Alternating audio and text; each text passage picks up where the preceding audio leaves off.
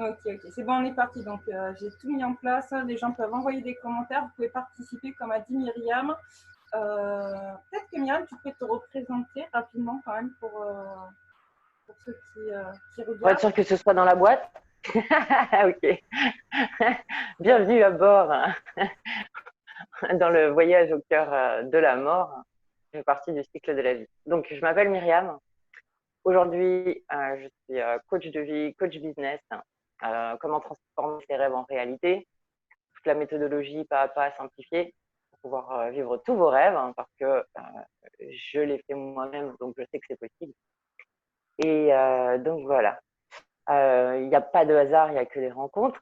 Donc j'ai rencontré Séverine et on a une approche assez similaire sur la question de la mort et on aimerait ensemble pouvoir vous apporter des exemples, des visions, des nouvelles perspectives qui vous permettraient d'envisager, de regarder la mort différemment et soit de vous libérer, de vous soulager ou tout simplement vivre avec en pleine conscience et surtout avec la paix intérieure. Voilà.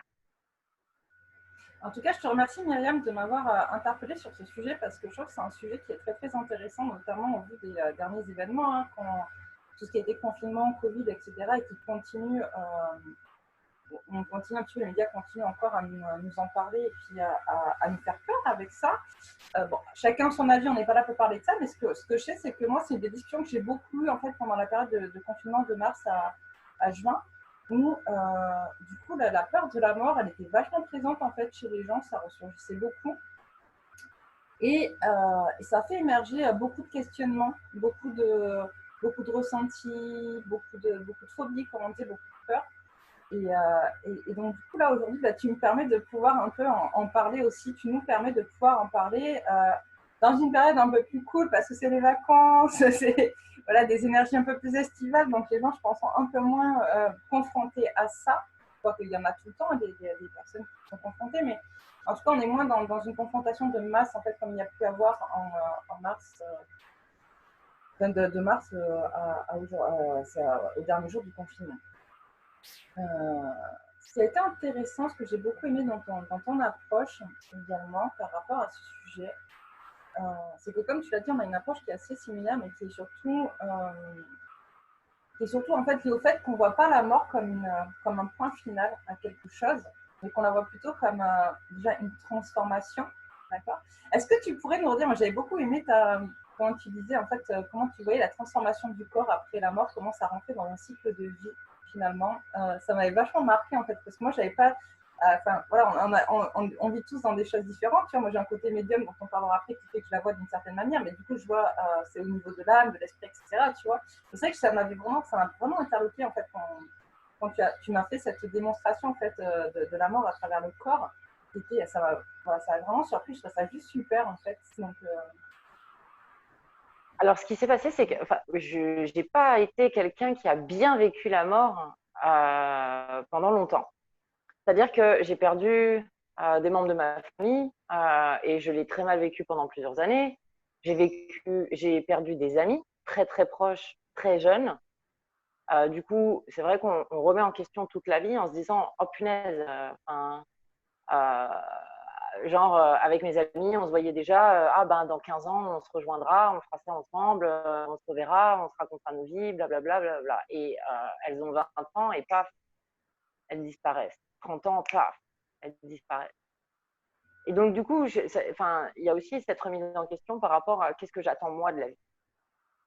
Et c'est en partant de mon introspection que j'ai fait des recherches, donc pendant des années, sur qu'est-ce que la mort représente et comment elle est représentée, comment elle est vue un peu partout dans le monde. J'ai beaucoup, beaucoup voyagé et du coup, c'est vrai que ça m'a énormément aidé à ouvrir mon champ de vision et surtout à changer de perspective.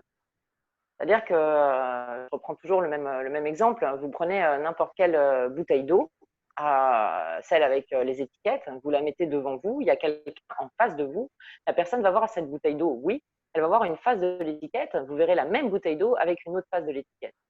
Si vous tournez la bouteille, vous allez vous rendre compte que vous regardez la même bouteille d'eau, mais vous ne la voyez pas de la même manière. Et donc, j'ai voulu faire la même chose avec la mort. Et c'est grâce aussi à la nature parce que c'est vrai que j'étais assez alarmiste en fait par rapport à la mort. Je voulais pas que les gens meurent. Finalement, j'avais peur de l'abandon. J'avais l'impression que les gens m'abandonnaient. C'était surtout ça. Ça a commencé avec la mort de ma grand-mère. J'avais eu l'impression qu'elle m'avait complètement abandonnée. J'ai quand même grandi avec. Et du coup, c'était un drame. Parce que j'avais plus de point de repère. J'avais encore mes parents, mais j'avais pas la même relation. Et du coup, voilà, il a vraiment fallu que je fasse un travail sur moi-même en me disant, bon, bah, moi, je suis encore en vie. Qu'est-ce que je vais en faire de cette vie? Donc, il y a aussi, OK. Donc, le titre, c'est La mort et si elle nourrissait la vie? Mais je pourrais rajouter, et si elle nourrissait les rêves aussi? Et c'est vraiment, tu te dis, OK, je ne sais pas quand est-ce que je vais mourir, soit d'un accident, soit d'une maladie, enfin bref, les hypothèses vont à l'infini. Et, euh, et je me dis, mais comment j'ai envie de mourir? Et un jour, j'ai vu Mère Teresa à la télé. Alors, on lui a posé une question et j'ai trouvé sa réponse vraiment géniale. On lui a posé la question, est-ce que vous avez peur de la mort? Et sa réponse était, non, j'ai pas peur de la mort, j'ai peur de souffrir au moment de la mort. La mort en elle-même, je suis en paix avec, mais j'ai peur de souffrir au moment de la mort. Donc, son vœu, c'était la seule chose que je demande, puisque bon, elle était quand même catholique, croyante, etc. Son vœu, c'était j'espère que je m'endormirai avec le sourire et je ne me réveillerai pas quand quand ce sera mon moment. Et c'était tout. Voilà. Et quelques années plus tard, elle décède et il est écrit noir sur blanc. Alors, je n'étais pas à son chevet, donc je ne peux pas vous dire vraiment. Mais il est écrit noir sur blanc que Mère Teresa s'était endormie et ne s'était pas réveillée. Donc, ça a été aussi mon premier déclic en disant waouh, tu peux même faire un vœu. Genre, comment tu veux mourir?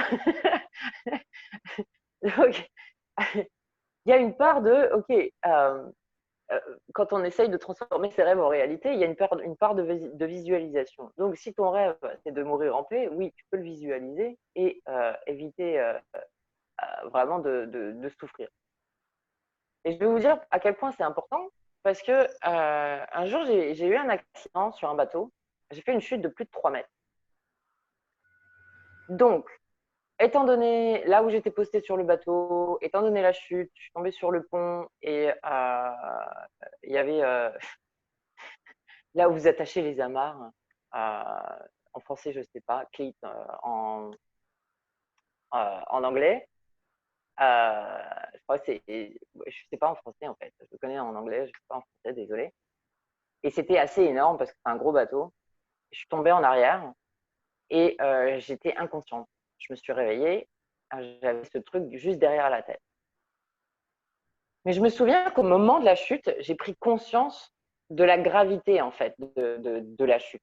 Et je me suis souvenue de ce que Mère Teresa avait dit et je me suis dit, si jamais c'est mon heure de mourir maintenant, je veux mourir en paix et ne pas souffrir. Et donc, j'ai fermé les yeux et je suis tombée dans l'inconscience très rapidement, vraiment en une fraction de seconde.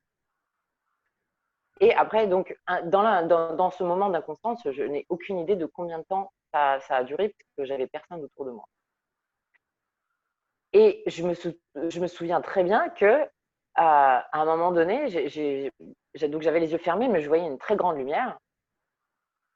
Et je me suis dit, je ne sais pas si ce que c'est cette lumière. Je ne sais pas si c'est la lumière dont les gens parlent dans la mort imminente ou ce genre de choses, ou si c'est la lumière du soleil.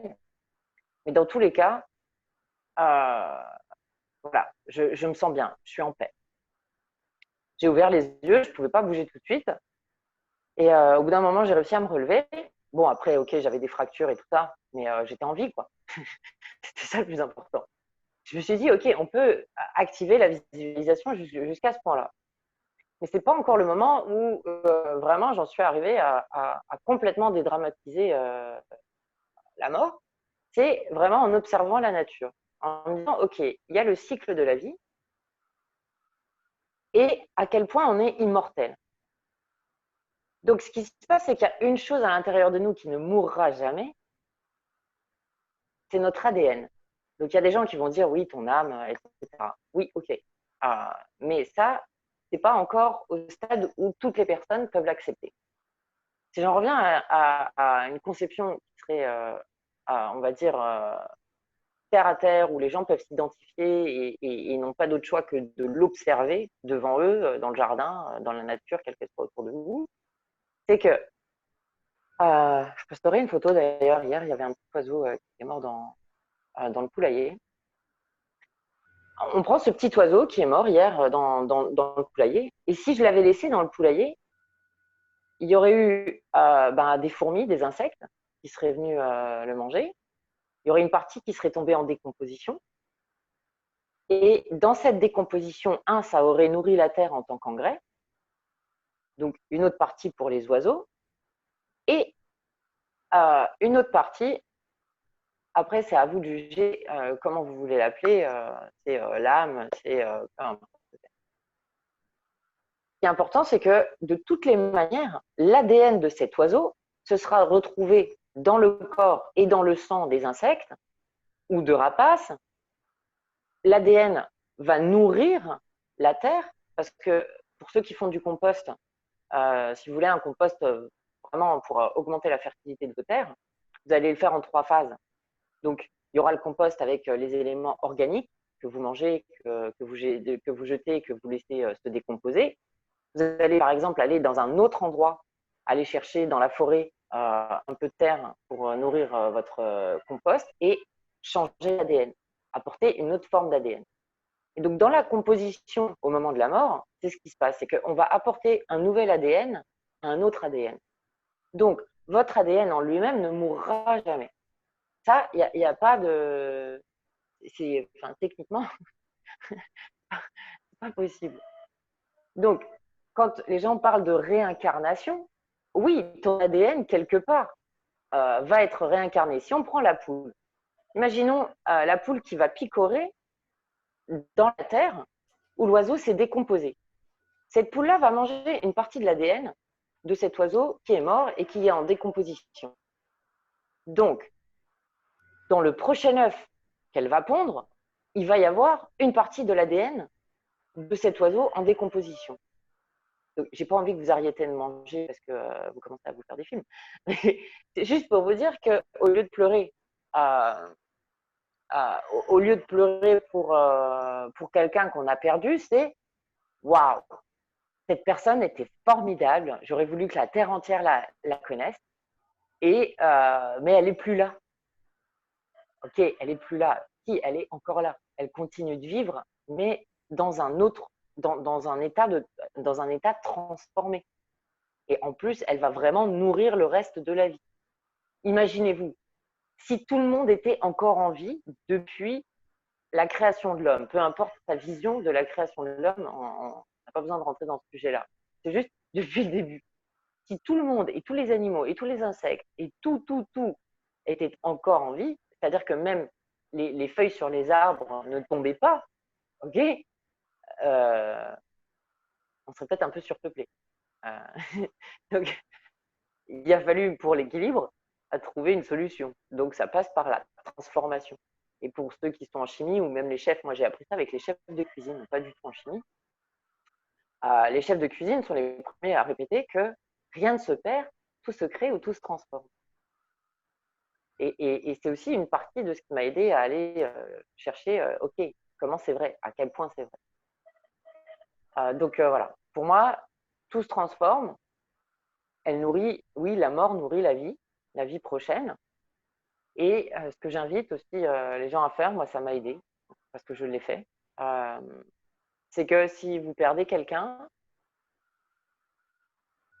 vous pouvez aussi l'honorer en donnant la vie, en plantant un arbre, par exemple. En plantant un arbre, en pensant à cette personne et en vous disant que, ouais, t'es là, t'es là. Et de toute façon, tu vas nourrir la vie et grâce à cet arbre, on va donner de l'oxygène. Donc, qui dit de l'oxygène, c'est régénération, c'est la possibilité de rester en vie aussi. Ça, c'est vraiment important. Et il y a une autre chose aussi. Ça, c'est juste pour changer de perspective. Mais un ami m'a offert ce livre, le livre tibétain de la vie et de la mort. Génial. Ça m'a permis d'être en paix et de faire le deuil véritablement par rapport à des personnes proches que j'avais perdues et j'y arrivais pas. Donc voilà, il y a des lectures inspirantes. Vous avez aussi les alchimistes qui vous permettent d'ouvrir en fait de nouvelles portes sur des nouvelles perspectives. Parce que si vous prenez la mort, dites le mot la mort à un espagnol, qu'est-ce qu'il va entendre? La mort. Lui, pour lui, il va entendre l'amour. Il ne va pas entendre la fin de vie, il va entendre l'amour. Donc si on prend la racine latine de, euh, de, la, mort, de la mort en français, hein, et que tu le coupes, au lieu de faire deux mots, tu fais deux mots mais différemment, et ça fait amour, ça fait amour. Donc ce cycle de transformation, c'est pour perpétuer l'amour de la vie. Donc voilà, ça c'est différentes approches. Mais moi, ce qui m'a intéressé dans nos conversations, c'était aussi, par exemple, dans ton expérience en tant qu'ambulancière, je voulais que tu partages vraiment des moments où des personnes t'ont donné aussi leur propre vision de la mort et qui t'ont vraiment touché. Euh, je pense que ce serait intéressant aussi de voir ton approche. Attends, même si tu en as plusieurs, mais une après l'autre. Oui, c'est vrai que moi j'étais ambulancière très très jeune, hein. J'ai commencé à 19 ans. Je dis très jeune parce que j'ai eu la chance, aujourd'hui on s'en fout, il y a prescription. À la base, tu ne peux être ambulancier que si tu as 2 ans de permis. Donc à 19 ans, tu te dis bien que je ne les avais pas. Et je suis tombée sur un patron voilà, qui m'a donné ma chance. Et du coup, voilà, j'ai été confrontée à ce que je te disais au départ. Moi, quand j'ai voulu commencer dans les ambulances, voilà, quand je suis arrivée en région parisienne, en vrai, j'ai eu l'occasion d'avoir 2 boulots. On fait 2 boulots en même temps, ou secrétaire dans une agence immobilière ou ambulancière. Je pensais que les ambulances c'était quelque chose de beaucoup plus speed, en tout cas, enfin, ça allait dans le métier, mais beaucoup plus en urgence. Et finalement, on transporte beaucoup de personnes qui sont justement en phase terminale de cancer, qui sont dans des chimios, ou qui sont du coup dans des soins, mais vraiment très très proches de la mort finalement. Et donc du coup, j'ai été amenée à plusieurs reprises à pouvoir échanger avec des gens qui transportent régulièrement, hein, du coup, parce qu'on est sur... alors j'ai perdu le nom, mais comment ça s'appelle quand ils vont se faire changer... les gens diabétiques, ils vont se faire changer le sang régulièrement. Ça s'appelle... Ils vont en dialyse. Ouais, merci, voilà. Et voilà, quand ils sont dialysés, etc. Enfin, ils savent que de toute manière, ils seront ou toujours en dialyse ou que ça se terminera de cette manière-là, à moins qu'il y ait une greffe, tu vois. Et honnêtement, pour la plupart, ils ont conscience qu'ils ont très très peu de chances d'obtenir cette greffe. Donc, quoi qu'il en soit, c'est un état de fait. Ils vont vers la mort.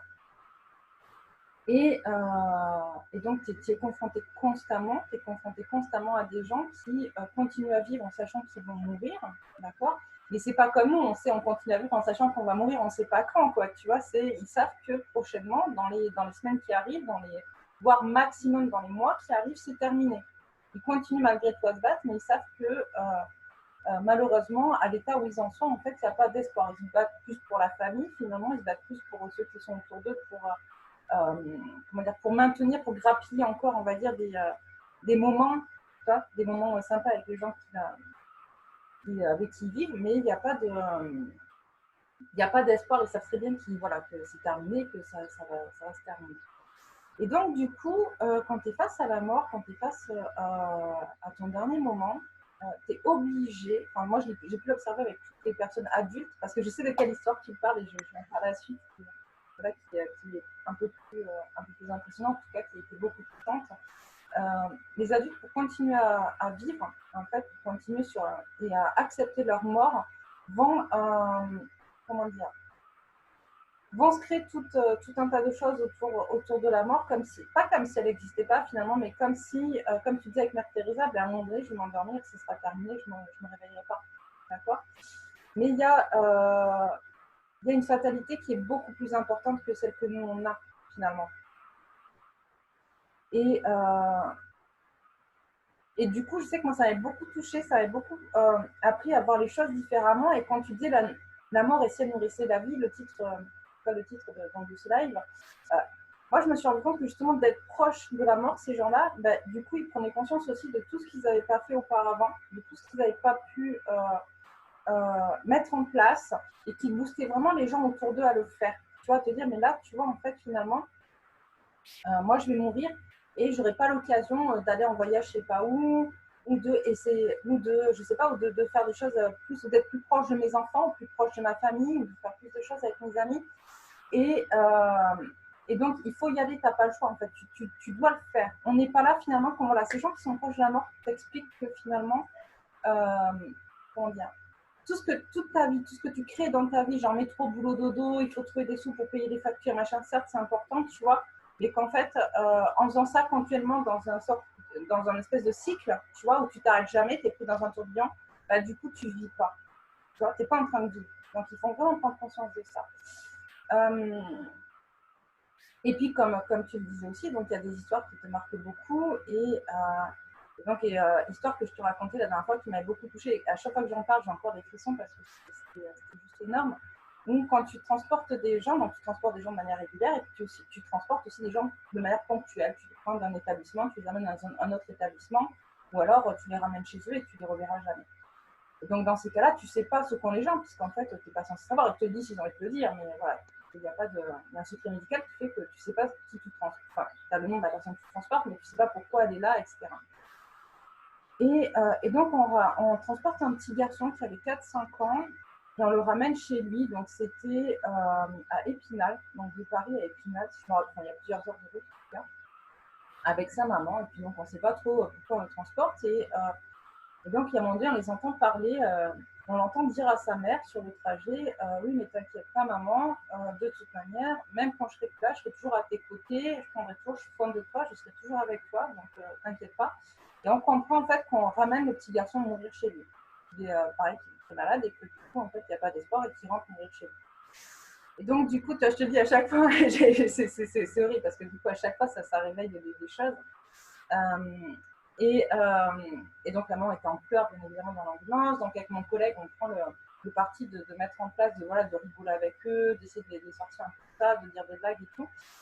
Et on avait ce petit garçon à côté de nous, mais qui était d'une maturité extrême, en fait, qui lui, en fait, finalement, il n'avait pas conscience de la mort telle que nous, adultes, on peut la voir, entre guillemets, telle qu'on nous l'a inculquée. Donc la mort, ça s'arrête, c'est terminé.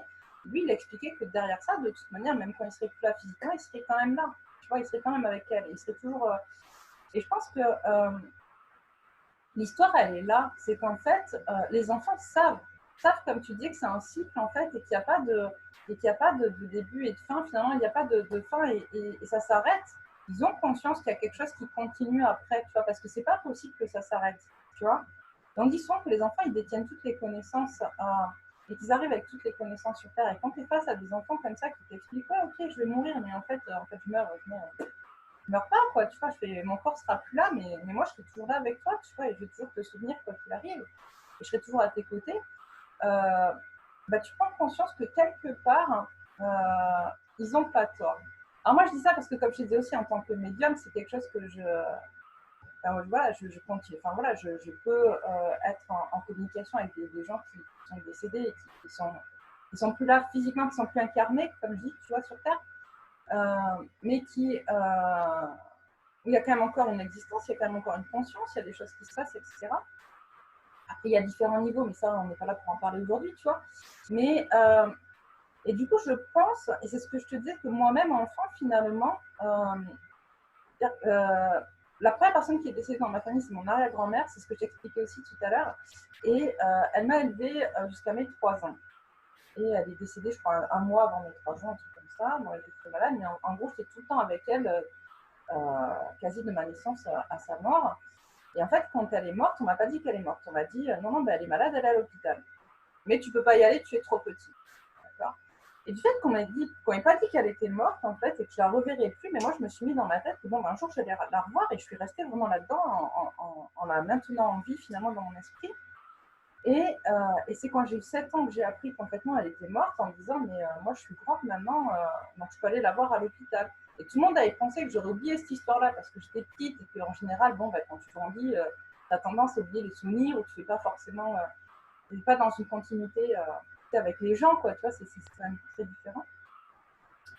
Et, et du coup, quand on m'a dit que non, je ne la reverrai plus parce qu'elle était morte, pour moi, c'était impossible. Tu vois, de la même manière que quand on me disait, je me rappelle une fois avoir visité un cimetière avec mes grands-parents et mon cousin, et je demande à mon cousin, mais c'est quoi, enfin, on est où quoi, tu vois, je vais avoir, je pareil, 7-8 ans, tu vois, on est où, on fait quoi là? Et mon cousin me dit, bah, c'est là qu'on met les gens quand ils sont trop vieux, tu vois. Et donc, dans ma tête, je me suis imaginé qu'il y avait une vie souterraine, en fait, tu vois. Je me suis pas imaginé on mettait des corps dans des cercueils, c'est terminé.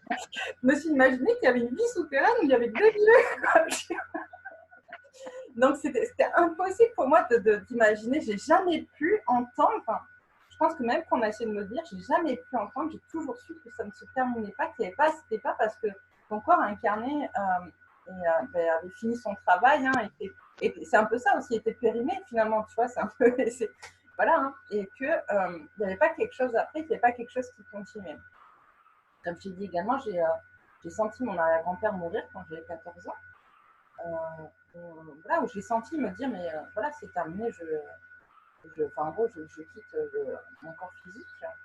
Euh, et, euh, et donc, je sais qu'il y a quelque chose qui continue et que finalement, la, notre vie terrestre, notre incarnation, ce n'est qu'une expérience, soit une expérience de notre âme qui vient, qui s'incarne, qui se réincarne, qui tente des choses, qui essaye d'avancer et d'évoluer.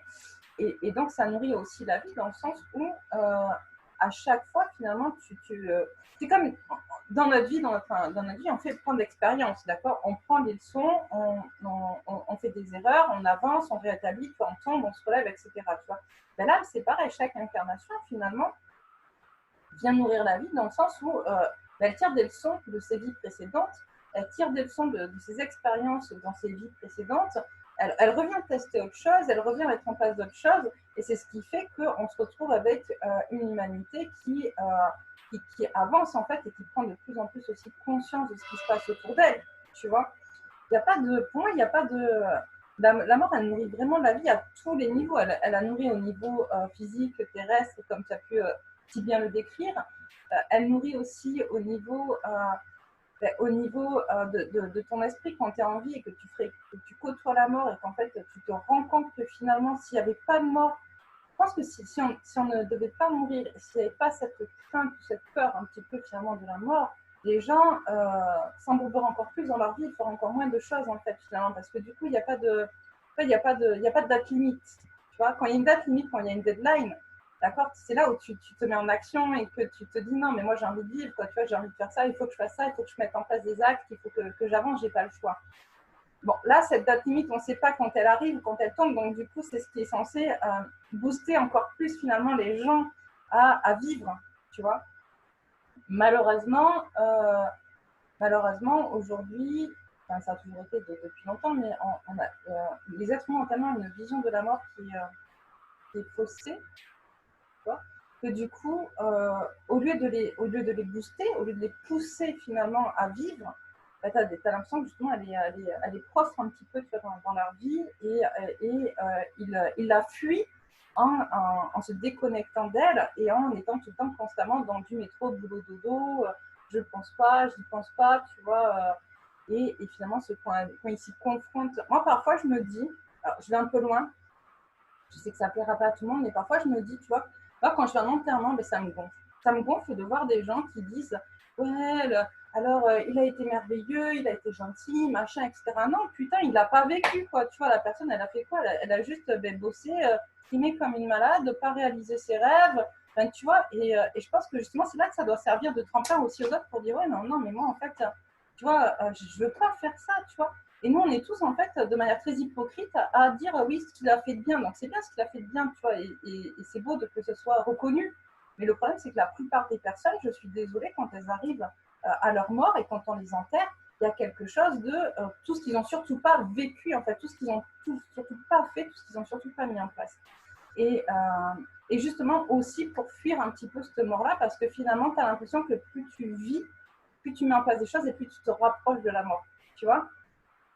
C'est après, je sais que voilà, les gens, c'est un sujet qui peut être très violent aussi pour eux, et que mais je pense qu'il faut qu'il y ait un réel réveil à ce niveau-là. Tu vois.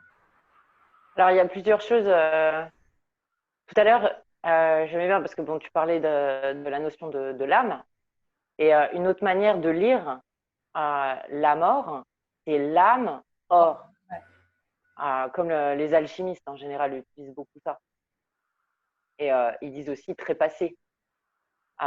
Trépassé pour mourir. Et c'est passé par 3 passages.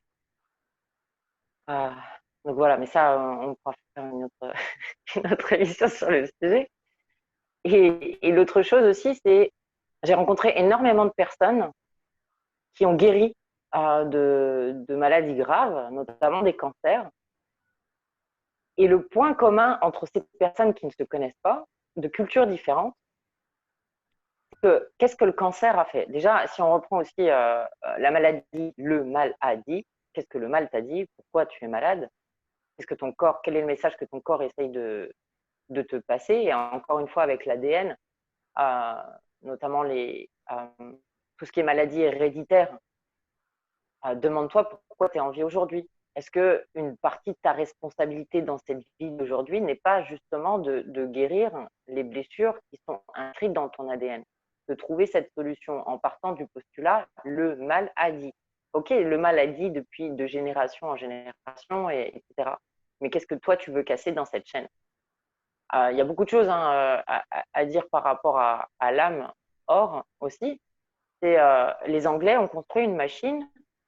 J'avais lu l'info en 2014 et donc à cette époque-là, en tout cas aujourd'hui, peut-être qu'ils voient davantage, mais grâce à cette machine, ils étaient capables, pour un défunt qui venait de mourir, d'aller visualiser toutes les énergies donc, qui ce sont des fréquences. On va repartir du début. Qu'est-ce qu'une énergie? C'est une fréquence comme les couleurs. Par exemple, le rose a une fréquence, le bleu, le vert a une fréquence, etc. Donc, quand on vous parle d'aura, quand on vous parle voilà, les enfants, dès la naissance, peuvent voir les couleurs de notre aura. Nous, on ne peut plus voir à l'âge adulte, mais il y a des gens qui ont gardé ce don ou qui ont appris à le cultiver. Donc, ils sont capables de voir les différentes couleurs autour de vous.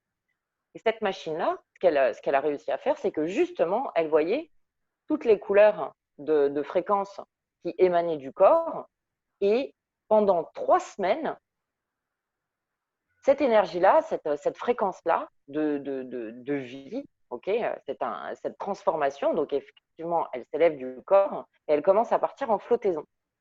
Et c'était seulement au bout de 3 semaines qu'il y avait une espèce de dissipation et donc que cette énergie-là partait se diffuser ailleurs. Donc entre 2014 et aujourd'hui, je ne sais pas, je ferai d'autres recherches et je pourrais faire une petite publication sur le sujet. Mais c'est pour dire que la science a prouvé que oui, il y a quelque chose qu'on l'appelle âme, qu'on l'appelle aura, qu'on l'appelle énergie, qu'on l'appelle fréquence. On peut lui donner tous les noms qu'on veut, ou on peut le laisser sans nom aussi. C'est juste accepter que oui, il y a cette chaleur corporelle qui génère donc une énergie, une fréquence, et qui va s'élever, qui va rester. Et je sais que tout à l'heure, quand on discutait, tu me disais que comme on ne t'avait pas dit que ton arrière-grand-mère était décédée, tu m'as dit que du coup, par la pensée, tu continuais à communiquer avec elle. Ce qui est très intéressant avec ça, c'est que pour toi, de toutes les manières, à 3 ans ou à 4 ans, ou peu importe, tu t'es déjà dit, il y a d'autres manières de communiquer. Parce que je suis désolée, on n'avait pas le téléphone portable à cette époque. Okay. Je suis même pas sûre qu'il y avait le téléphone dans les chambres d'hôpital. Donc, à aucun moment, tu as pu te dire, ouais, on va passer un coup de fil, ça va aller, on va faire un Skype ou une vidéo. Donc, tu t'es dit, OK, mais grâce comment dire, à cette innocence que tu as eue dans le fait que tu ne saches pas qu'elle était décédée, tu as activé cette capacité à pouvoir communiquer avec son âme ou son aura ou peu importe. Donc, tu t'es entraîné depuis l'âge de 3 ans, quelque part, à pouvoir communiquer avec une âme en dehors, sans même le savoir. Donc, après, est-ce que c'est ça qui a fait que tu as pu, dès le départ, avoir ces dons de médiumnité et les cultiver et t'en servir aujourd'hui? Tu vois, ça, je peux pas le savoir, mais est-ce que ton expérience dit que oui, l'innocence aussi, la méconnaissance. Et il faut pas oublier juste une chose que j'ai peur d'oublier après, c'est que dans beaucoup de pays, c'est la fête. Nous, on a tout le monde qui pleure autour de la tombe, là. C'est une question de culture. Euh, mais dans certaines cultures, on célèbre la mort. Dans certaines cultures, notamment une partie des bouddhistes, pas tous, mais une partie des bouddhistes vont laisser même le corps à l'état nature pour que justement il fasse partie de ce cycle. On le laisse dans le cycle. Mais on va juste se dire, voilà, la personne, elle passe dans un état de transformation. Et comme tu disais aussi, j'ai adoré ta façon de le dire. On va parler de tout ce que la personne a fait de bien. Ouais, ok. Mais tu as rajouté, ok, mais c'est quoi la liste de tout ce qu'elle n'a pas fait, qu'elle aurait adoré faire et qu'elle n'a pas osé? Parce qu'elle pensait soit qu'elle avait le temps, ou alors elle était dans le schéma de ah ben les rêves c'est pour les autres. Qu'est-ce que, en voyant tes proches partir, qu'est-ce que ça réveille à l'intérieur de toi? T'as pas ce truc, ce déclic en disant et si le paradis c'était ici, plutôt que d'essayer de savoir, d'avoir une vie paisible sans faire de mal aux autres, bla et bla et bla, dans l'espoir d'aller au paradis. Non, et si le paradis c'était maintenant, qu'est-ce que tu ferais? Qu'est-ce que tu ferais de ta vie? Est-ce que tu te mettrais à vivre tes rêves finalement? Parce que tu n'as pas envie de te réincarner ou tu n'as pas envie d'être dans un état de transformation où finalement, quand tu disais aussi tout à l'heure, où je l'ai lu, on a sa vie qui défile le jour enfin, quand on meurt. Et tu as envie de l'avoir défilé comment? De quelle couleur tu veux l'avoir défilé ta vie? Donc c'est aussi prendre ses responsabilités par rapport au fait qu'on ait la chance d'être en vie. Moi, je sais que tout à l'heure, quand on parlait, tu disais, Mère Teresa, elle disait, j'ai pas peur de la mort, j'ai peur de souffrir. Hein. Moi, je me rappelle, j'ai jamais eu peur de la mort. Par contre, j'avais peur de vieillir. Et j'avais peur de vieillir parce que je me disais, à un moment donné, quand tu es trop âgé, entre guillemets, tu vois, tu n'as plus les mêmes capacités physiques, tu n'as plus les mêmes. Toi, tu peux plus faire ce que tu voulais faire. Ton corps, il te sert. Je pense qu'en fait, ben, ton corps, d'accord, ton corps physique, avec ton ADN, justement, il faut profiter d'être jeune pour faire un maximum de choses, tu vois.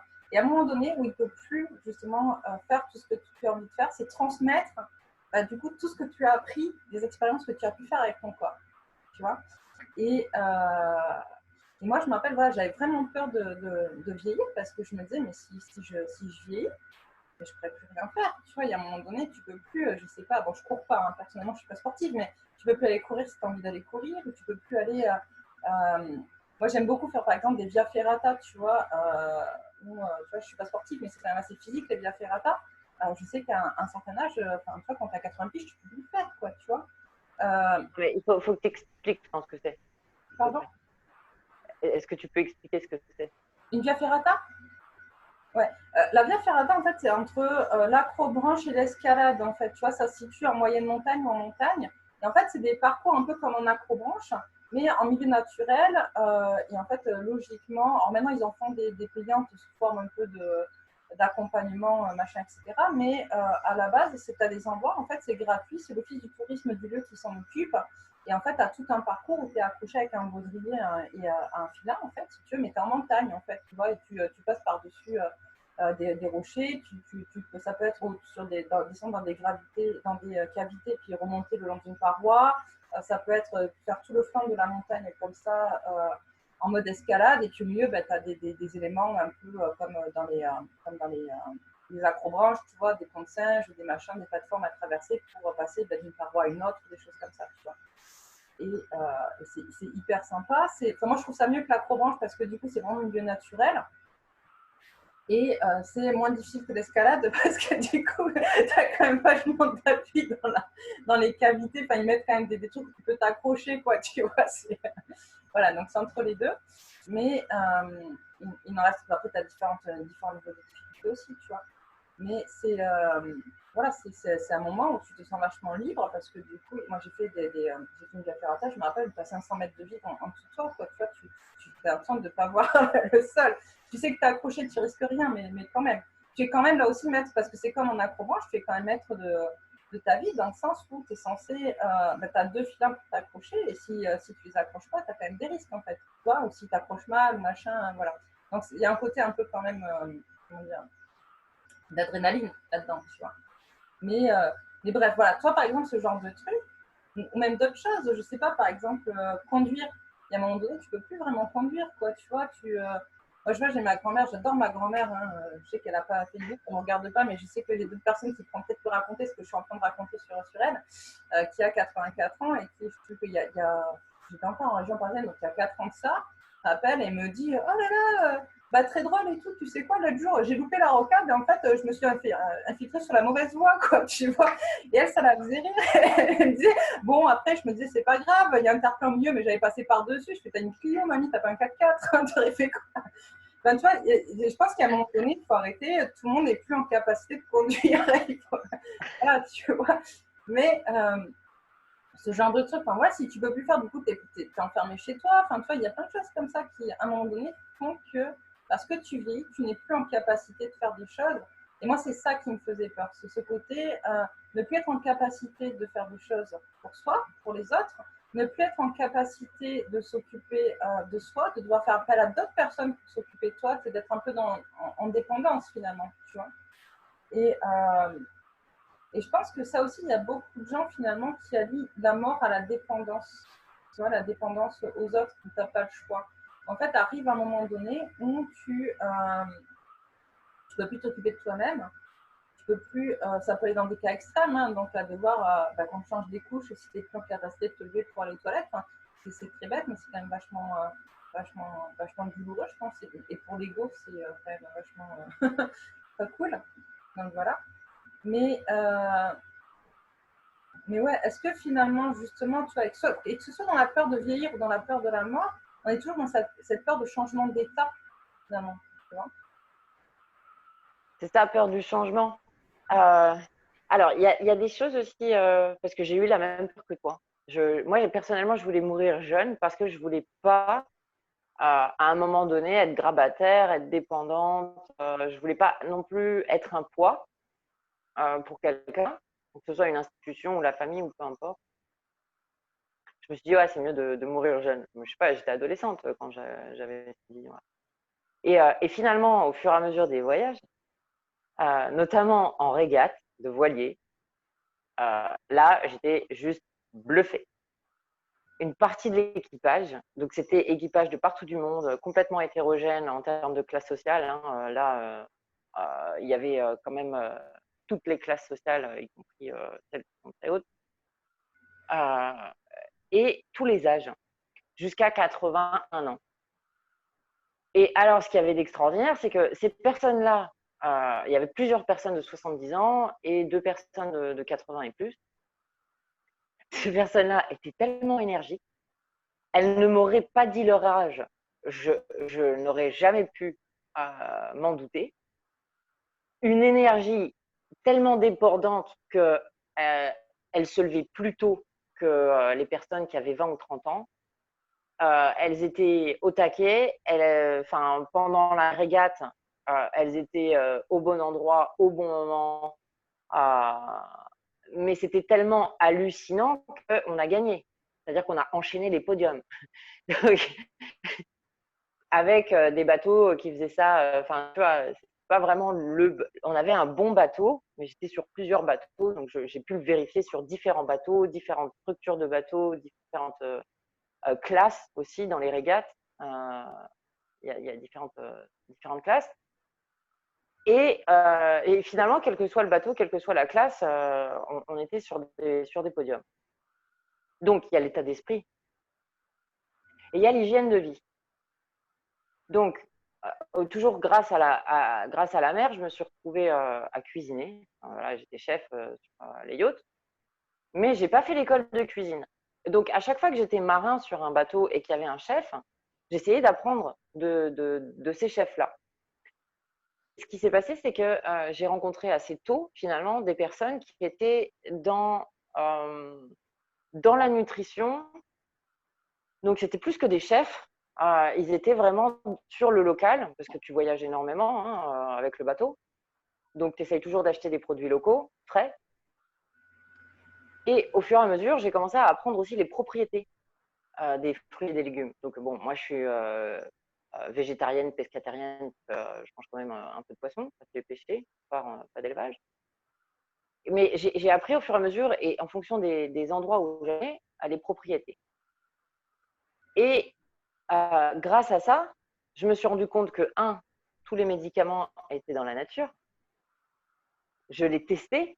Donc, en traversée d'Atlantique, hein, on prend le contexte, c'est 3 à 4 semaines de traversée.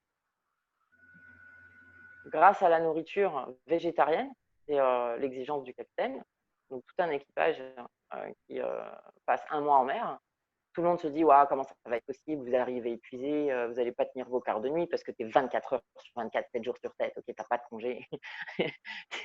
Ton corps il est en mouvement 24 heures sur 24, 7 jours sur 7. Et je pense que les gens ont un peu du mal à s'imaginer. Donc, tu as une consommation d'énergie qui est constante, vraiment constante. Et tu ne dors pas, tu fais des siestes parce que tu es en quart de navigation. Donc, soit tu as un quart de 4 heures, soit 3 heures, soit 2 heures. Donc, après, ça va être, tu vas avoir une pause, ça dépend si tu es deux, tu vas avoir 3 heures de pause toutes les 3 heures. Donc, tu fais des micro-siestes et tu enchaînes les journées comme ça. Donc, c'est vraiment, vraiment important de faire attention à ton fuel, à ton essence, comme une voiture, à ce que tu manges. Il faut vraiment que ça taille. Et ce qui s'est passé, c'est qu'à chaque fois après une traversée, l'équipage est en meilleure forme qu'avant de partir. Et ces personnes-là, donc qui avaient 70 ans et plus, je leur ai posé la même question. Elles ne se connaissaient pas, hein, ce pas forcément des personnes qui étaient toutes sur le même bateau, sur des bateaux différents. Mais finalement, le contexte, mon observation était la même. Je leur ai dit, mais comment vous faites? Comment vous faites pour avoir autant d'énergie, pour être autant en forme, pour faire de la régate? Ton bateau en régate, il est comme ça, après il est comme ça, et après il gèle, et après, on est dans des conditions parfois extrêmes quand même. C'est pas, pas la croisière, tu vois, sur un bateau, tu as 5000 personnes, on parle d'une régate. Et ils m'ont tous répondu la même chose. Premièrement, fais en sorte de vivre heureux toute ta vie. Parce que sinon, tu vas acidifier ton pH du corps, tes pensées, etc. Et donc, tu vas te retrouver avec de l'arthrose, de l'arthrite, des cancers, et tu vas commencer à développer tout un tas de maladies, Donc, vivre heureux, quelle que soit la manière que représente le fait de pouvoir vivre heureux et accepter que ça change, parce que tu parlais du changement, c'est accepter le changement. Ne pas regarder la mort comme une fin, mais plus, ok, qu'est-ce que je vais faire à partir de maintenant pour que, peu importe ce qui se passe après, ou si quelque chose se passe après, que dans cette vie-là, j'ai vécu vraiment le maximum que j'avais à vivre. C'est des personnes qui ne pensent pas à la mort. Et la chose extrêmement importante, et vous pouvez faire autant de recherches que vous voulez, si vous voulez des liens, franchement, mettez un commentaire, tapez juste nutrition pour que je sache de quoi vous voulez parler. Grâce à la nutrition du corps et de l'esprit, vous allez régénérer vos cellules. C'est-à-dire que vous ralentissez le vieillissement de l'ensemble de vos cellules. Ça passe aussi par vivre heureux. Il n'y a pas que la bouffe. Mais ce que fait la bouffe, c'est que ça déjà, comment dire, vous régénérez les cellules, mais vous régénérez aussi la nature des pensées. Parce que si tout ce que vous mangez, ça va dans le sang va dans le cerveau, et le cerveau, du coup, c'est là où vous ruminez toute la journée. On a, je sais pas, 70 000, 80 000 pensées à la journée. Enfin, ça fait beaucoup. Donc, si vous les nourrissez avec de l'acide, déjà parce que vous mangez, forcément, vos pensées, il y a une partie de vos pensées qui va devenir acide, non pas parce que vous l'avez décidé, mais parce que vous l'avez mangé. Donc, c'est aussi prendre la responsabilité par rapport à sa vie d'aujourd'hui. C'est arrêter d'avoir peur de la mort, prenez juste la responsabilité d'être en vie et d'avoir la chance d'être en vie. Et de pouvoir régénérer vos cellules. Il y a énormément de personnes, et c'est pour ça que je dis, il y a plein de liens. Vous pouvez faire plein de recherches sur Internet, sur YouTube, comment régénérer ces cellules. Il y a même des formations sur le sujet. Donc, c'est tout à fait possible. Est-ce que tu dis Donc, nourrissez cette vie. Dis-moi. Ce que tu dis, c'est très intéressant parce qu'à l'inverse, il y a des recherches qui ont été faites. En fait, alors là, c'est un peu macabre ce que je veux dire comme sujet, mais justement dans les cimetières, des corps qui se décomposent beaucoup moins vite. Et en fait, ils se sont rendus compte qu'on a tellement bouffé de colorants, de trucs chimiques en fait, pour garder la nourriture plus longtemps, etc., des conservateurs, etc. En fait, aujourd'hui, ils se retrouvent avec des problèmes dans les cimetières où les corps ne se décomposent plus, en fait, tu vois, ou se décomposent beaucoup moins vite. Et du coup, comment dire, de la même manière, en ne prenant pas en compte en fait, cette responsabilité qu'on a de prendre soin de notre corps, et du coup, que notre corps doit aussi servir à nourrir la vie derrière, comme tu as dit, d'un point de vue ADN. Moi, je sais qu'il y a 52, en 2015, donc il y a 5 ans de ça, j'ai assisté à un enterrement et donc j'étais avec mes parents et je dis à mes parents sortant d'enterrement, je fais moi je ferais bien le jour où je meurs. Alors déjà c'est le truc qui tes parents te regardent, mais comment ça le jour où tu meurs, on va mourir avant toi, tu vois. Non mais comme ça moi tout le monde est au courant. Et en fait je venais d'apprendre, je trouve ça super intéressant. Bon, apparemment depuis il y a des problèmes, mais en tout cas je fais ça, l'idée est super. Au Canada, ils ont développé de quoi en fait tu peux mettre ton corps dans une espèce d'œuf biodégradable qui relie un arbre. Et donc, du coup, en se décomposant, ton corps nourrit l'arbre, tu vois. Et je trouvais ça juste génial, tu vois. Sauf que, de la manière, si on mange n'importe quoi, tu vois, la manière dont on va aller nourrir le sol et la terre, c'est pas forcément non plus bon pour la suite, pour les autres qui sont après nous. Et je voulais rebondir aussi sur ce que tu disais quand tu disais, quand j'étais jeune, j'aurais voulu mourir jeune. Moi, je sais que j'ai souvent dit, alors, vrai ou pas, je ne sais pas si j'irai, parce qu'entre-temps, j'ai un peu changé ma réflexion là-dessus. Mais j'ai toujours, moi, en gros, il est hors de question que je sois dépendante. Et le jour où je ne serai pas en capacité de m'occuper de moi-même, je ne mettrai pas à mes jours. Et on m'a conseillé de lire un livre. Alors, j'ai plus le titre, j'arrive pas à le retrouver, c'est une horreur, mais je ne sais pas si ça parle à certains d'entre vous. J'aimerais bien récupérer le titre. C'est une histoire vraie, c'est une journaliste qui parle de l'histoire de sa mère. Et en fait, sa mère a été une grande combattante des droits des femmes en France. En fait, elle s'est battue depuis toute jeune pour le droit des femmes en France. Et pareil, elle avait toujours entendu dire sa mère, le jour où je ne serai plus en capacité de m'occuper de moi, ben, je ne mettrai pas à mes jours. Et elle raconte dans ce livre en fait que un jour sa mère arrive à un repas de famille et dit bon, mais écoutez, moi dans 3 mois, hein, écoutez, c'est fini, je vous laisse là. Moi là, j'arrive plus à m'occuper de moi, donc je vais arrêter là, le temps de mettre mes affaires en place et puis ben, je ne mettrai pas à mes jours. Donc ils restent tous hyper choqués de ça, en disant mais c'est pas possible, tu peux pas nous faire ça. Et du coup, elle ne s'est pas suicidée 3 mois après. Elle a laissé un peu plus de temps couler. Et en fait, elle a passé plusieurs mois à permettre à ses enfants de faire son deuil avant sa mort physique, en fait. Et du coup, le jour où elle s'est suicidée, finalement, les enfants avaient déjà fait le deuil, avaient compris ce qu'il en était. Et du coup, c'était mis en perspective avec certaines tribus. Je sais que les Inuits font ça, qu'il y a d'autres tribus aussi en Amazonie qui le font. Où quand les gens sont trop âgés et qui commencent à devenir un poids pour la société, en fait, ben, où ils partent mourir sur la banquise, où ils partent mourir dans la forêt. Et du coup, leur corps nourrit aussi du coup, les animaux de la banquise ou les animaux de la forêt. Tu vois, ils donnent en fait finalement leur corps à la nature, à la vie, tu vois, dans ce cercle en fait de transformation. Et c'est beau, tu vois, sauf que nous aujourd'hui, on serait incapable d'accepter ça. Tu vois, on ne serait pas en capacité de dire bon allez, je vais aller mourir dans la forêt à côté, puis je vais me faire bouffer. Alors, je ne sais pas qu'est-ce qu'il y a en France pour nous bouffer d'ailleurs, mais voilà quoi, tu vois. C'est participer à ce cycle-là. C'est plus naturel, tu vois. Tu vois, ça me fait penser aussi. Là, ces derniers jours, j'ai un ami, il a perdu son fils de 19 ans. Alors, ce qui s'est passé, c'est que c'était dans un accident de voiture, mais il n'est pas mort sur le coup.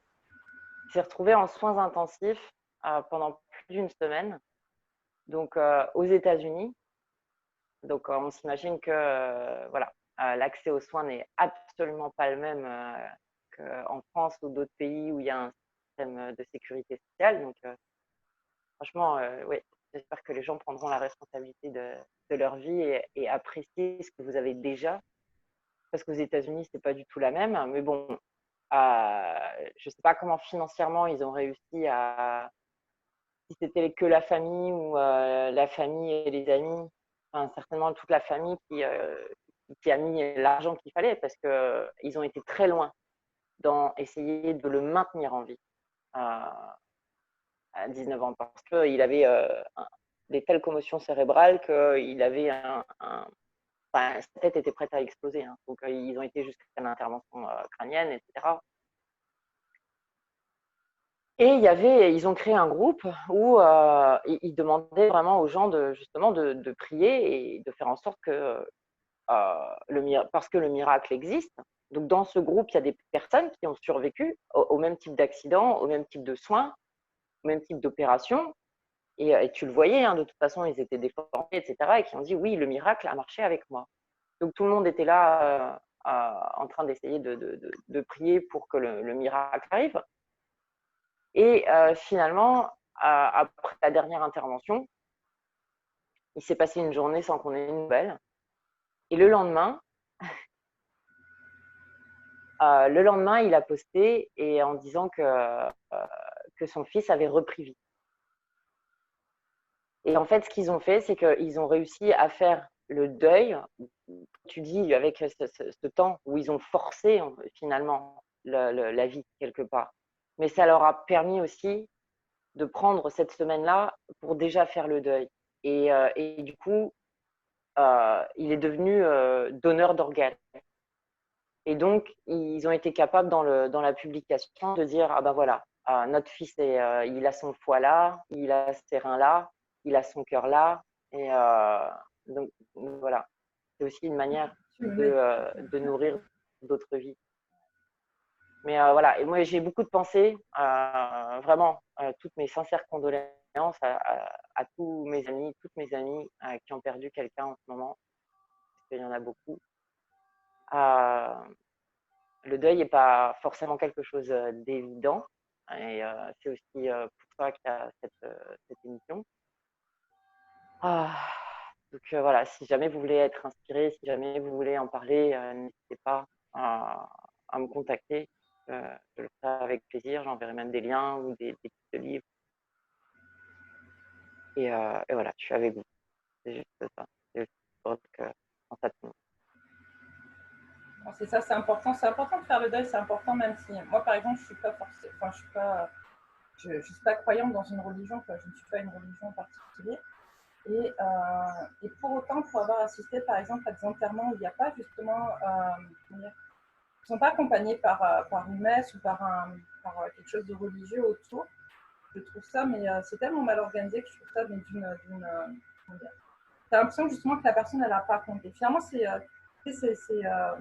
des instants de.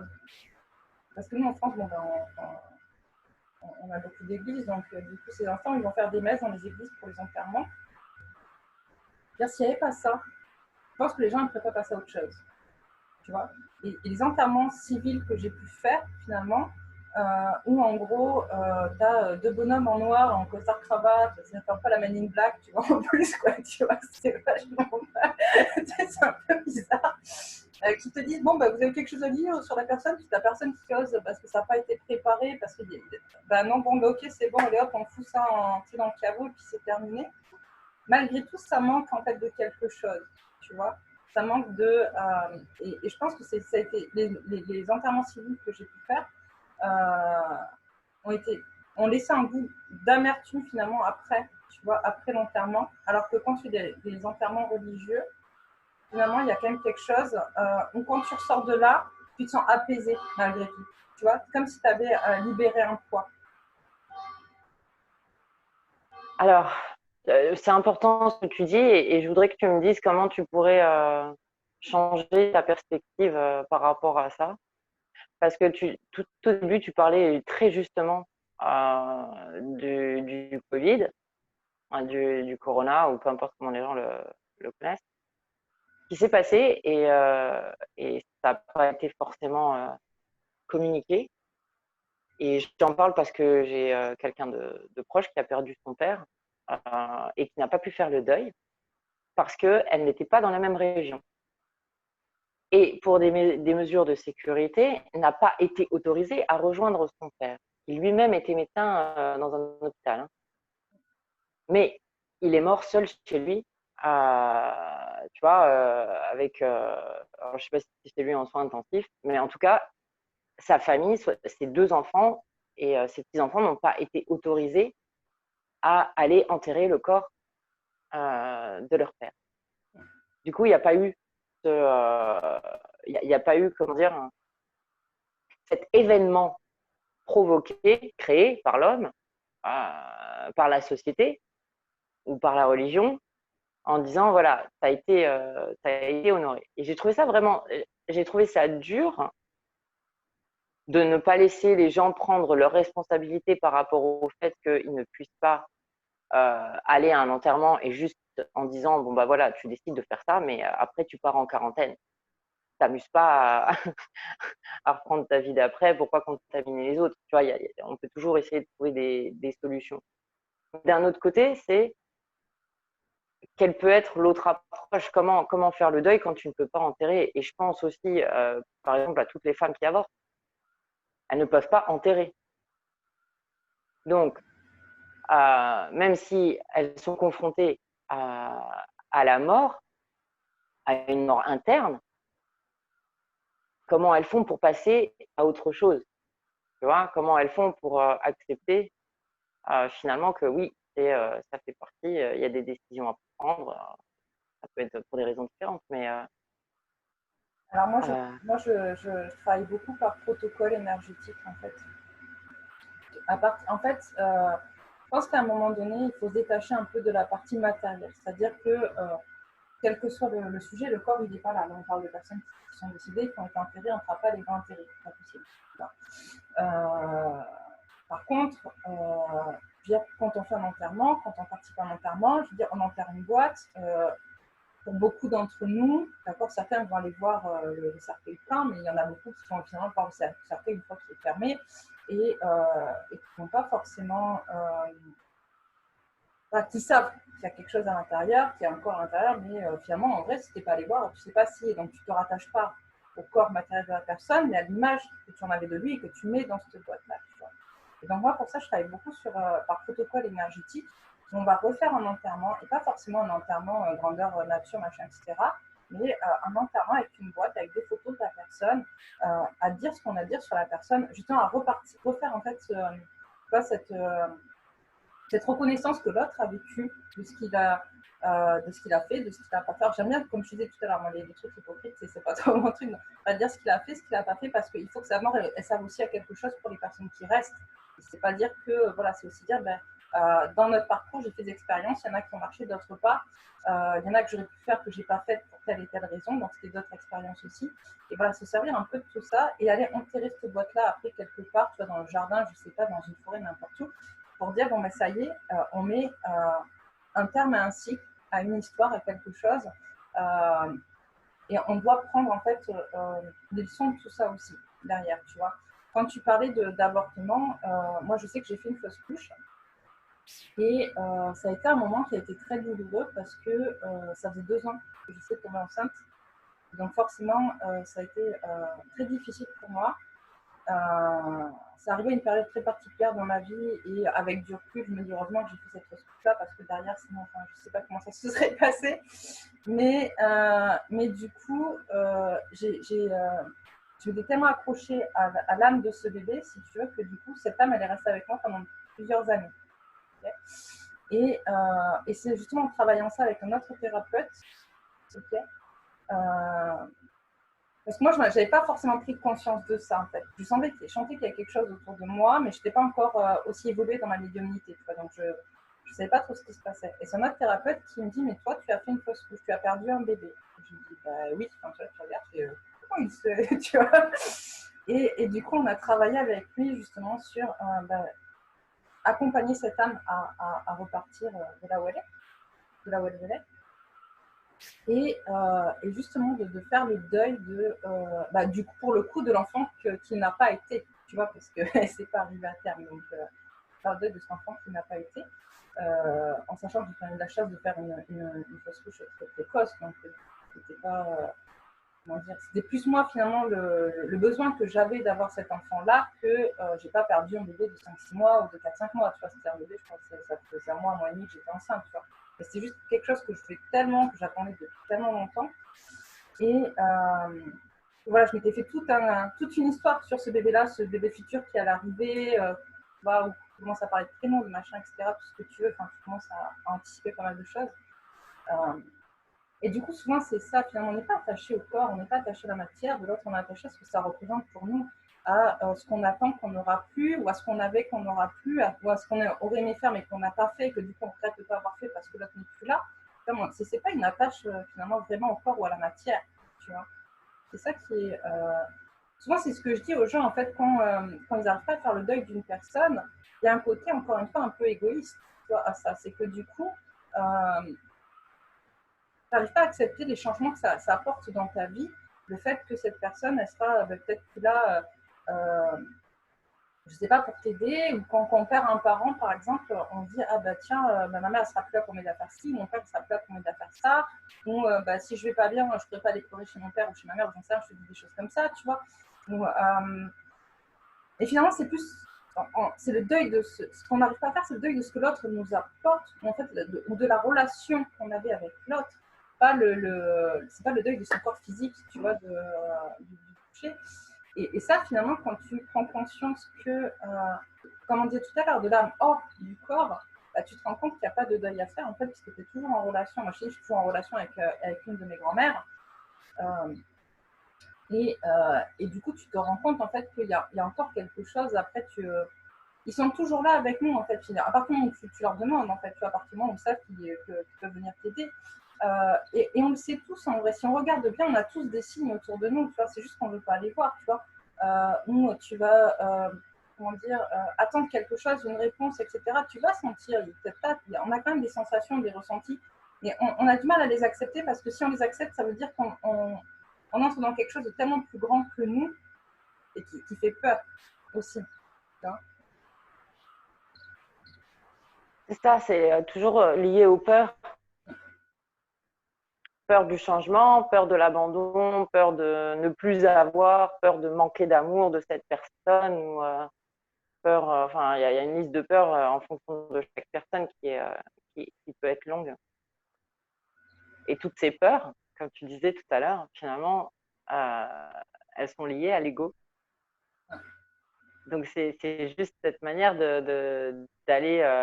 Ouais, c'est cette part d'égoïsme qui fait qu'on n'a rien envie de changer à sa vie parce qu'on l'a trouvée parfaite, parce qu'on idéalise aussi la mort. C'est-à-dire que quelqu'un qui n'est plus là, on va commencer à l'idéaliser. Et ça peut être même des personnes avec qui on avait des relations toxiques, des personnes avec qui on a même ressenti de la douleur, etc. Et finalement, cette personne-là n'est plus là et ça va devenir quelqu'un d'extraordinaire. Donc, il y a cette fabulation et cette créativité du mental qui fait que combien on est prêt à se mentir à soi-même par rapport à la mort, par rapport au deuil, par rapport à ce qu'on perd vraiment. Et j'adore ta manière de dire, voilà, c'est pas, oui, ok, il y a des personnes, vous allez les câliner, les machins, vous n'allez plus avoir ce contact physique, mais finalement, c'est la relation en elle-même, comme tu disais. Et j'ai bien aimé aussi le fait que tu travailles justement avec ces petites boîtes où vous allez refaire, vous allez créer cet enterrement finalement, pour pouvoir vraiment poser et faire le deuil. C'est ce que je disais tout à l'heure aussi, c'est que vous avez là aussi la possibilité justement de planter un arbre, de redonner la vie. Juste, voilà, accélérer ce cycle. Et faites vos prières et vous avez cette façon d'aller travailler la terre, donc déjà avec vos mains. L'avantage, c'est que la chose extraordinaire, c'est que quand vous allez mettre vos mains dans la terre, vous allez vous enraciner également, parce que imaginez vos doigts, c'est comme si c'était des racines.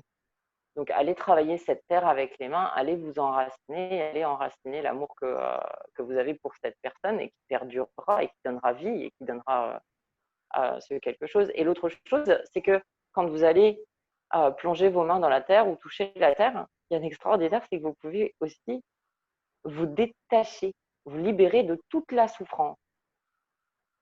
Donc, vous allez en fait ordonner à votre cerveau de vous libérer de toute cette souffrance par rapport au deuil à faire et de la laisser dans la terre. Et ça, vous pouvez, souffrance, il y a le mot souffre. C'est extrêmement important pour les gens qui ont la main verte ou qui veulent découvrir un peu comment ça fonctionne. Il y a des arbres, quand par exemple c'est une mauvaise année, et ils vont pas donner de fruits ou par exemple les amandiers, vous allez vous rendre compte que ils vont pas grandir, ils vont pas donner de feuilles, ils vont pas donner de fruits. Et une des raisons pour laquelle ils ne donnent pas, c'est qu'ils manquent de soufre, ce que nous on appelle soufre. Donc on va rajouter du soufre à la terre pour que l'année d'après on soit sûr, ou la même année si on arrive à temps, pour que ça puisse donner des fruits. Donc quand vous plantez l'arbre, assurez-vous de vous décharger de toute votre souffrance, parce que c'est là aussi la part d'égoïsme. Vous gardez toute la souffrance en vous. Non, redonnez-la à la terre, parce que la terre en a besoin pour pouvoir nourrir l'arbre et donner des fruits. Donc voilà. Et comme je disais, le livre tibétain de la vie et de la mort, il y a aussi certains exercices que vous pouvez faire justement pour le deuil. C'est ça. On avait dit qu'on ferait un live pas trop long, finalement, ça fait quand même 1h15 qu'on y est. Comme d'hab, c'est difficile de s'arrêter quand on a plein de choses à dire. Et sur des sujets qui sont aussi vastes et aussi importants. Peut-être pourquoi pas refaire un partie 2 prochainement, d'ailleurs. Mais avec une seule thématique, s'il vous plaît, est-ce que dans les commentaires, il y aurait vraiment une thématique par rapport à la mort que vous voudriez qu'on aborde? Est-ce que c'est juste la peur de perdre quelqu'un? Est-ce que vous n'arrivez pas à faire le deuil et que vous voudriez en savoir plus? Enfin, n'importe quoi par rapport à ce sujet-là que vous voudriez qu'on aborde. Et du coup, ça nous permettrait de faire des plus courtes, mais par rapport à une seule thématique. Donc voilà. Et encore une fois, si vous avez des questions, on y répondra avec grand plaisir. L'appel est lancé. Donc, on a eu un commentaire de Samia Mekas qui dit « C'est fou comme les paroles des grands qui sont logiques pour eux sont compris totalement différemment par les enfants. » On a Achouri Bouchen qui nous dit « Merci, c'est très intéressant. » Claire qui nous dit « L'âme hors de l'espace-temps est aussi l'âme en or, un vaste sujet. » Ok, on a Nicolas qui dit « Je visionnerai en différé. » Coucou Nicolas. Cédric qui nous envoie le bonjour. Et qui nous fait... Ah, salut Cédric. Et donc, il y a on est partout en fait, en vrai, donc il y a des commentaires de partout. Enfin, des commentaires. Il y a Isis qui nous dit « L'innocence laisse place à l'intuition. » Et voilà. Donc, c'est très, très vrai. Parce que si on ne savait pas tout ce qu'on sait, si on réussit à se détacher du mental, on a beaucoup moins de douleur. Ça nous paraîtrait complètement normal. Il n'y avait pas autant de tralala autour et de conditionnement. Bah, c'est surtout le conditionnement, parce que comme tu le disais très justement, et je pense qu'on va peut-être s'arrêter sur ça après, c'est que dans ta différentes cultures, et suivant les cultures aussi, tu as des cultures qui le vivent de manière très... je vois par exemple au Mexique, tu as des... pour eux, la mort, c'est une fête en fait. Tu vois, c'est avec joie. Enfin, il y a beaucoup de choses autour de la mort qui sont faites. Justement, il y a beaucoup de médiums au Mexique, il y a beaucoup d'endroits où tu peux aller discuter avec tes morts. Tu as d'autres pays aussi. Moi, je suis assez choquée. Je ne sais plus où c'est. En même temps, il faut que ce soit des pays qui soient très secs quand même. Mais où ils déterrent les morts, en fait, tous les ans, ils les déterrent, ils les lavent, ils les rhabillent, ils passent la journée avec eux, la soirée avec eux, puis ils les renterrent le lendemain. Et on a même d'autres, je crois, j'ai vu ça, qui les momifient, ils vivent, ils restent avec eux dans les maisons, en fait. Et bon, c'est très particulier, mais c'est particulier pour nous parce qu'on n'est pas habitué à vivre ça. Et si on était à leur place, on trouverait ça complètement normal. Donc, comme quoi, c'est vraiment en fait notre éducation, c'est la manière dont on nous conditionne qui fait qu'on vit la mort avec tristesse, finalement. Tu vois, avec tristesse, avec douleur, avec souffrance. Alors que dans d'autres pays, elle est plutôt vue de manière plutôt joyeuse ou plutôt de manière très différente. Tu vois. En tout cas, merci vraiment beaucoup, Séverine. Merci, merci, merci. C'est encore une fois très passionnant. Mais merci à toi, c'est toi qui as inspiré ce sujet-là, donc merci à toi, c'était voilà, très très intéressant. Je pense que ça a intéressé pas mal de personnes, je vu qu'il y avait pas mal de personnes qui se connectaient sur le live. Ils le verront en replay. Et juste, ce serait quand même bien qu'on fasse un truc spécial, ta connexion avec une de tes grand-mères. Ce serait vraiment bien. Ça serait drôle, surtout que ma grand-mère à qui je suis en connexion, elle parle encore comme quand elle était là, et du coup elle est très, très, très clash, donc ça va. C'est comme ça. Donc voilà, voilà. Bon, bah écoutez, je vous embrasse tous. Je vous dis, demain, je vous retrouve pour le jeudi, c'est procrastination active avec Samia Mekas sur justement comment se reconstruire dans sa féminité après une maladie. Donc, c'est pas tout à fait le même thème, mais je pense que du coup, ça s'y rapporte un peu quand même, tu vois. Faire le deuil de certaines choses aussi, très certainement. Voilà, voilà. Donc, je vous embrasse et je vous dis à bientôt. Merci à toi, Myriam. Gros bisous, merci et vivez vos rêves. C'est le plus important dans cette vie.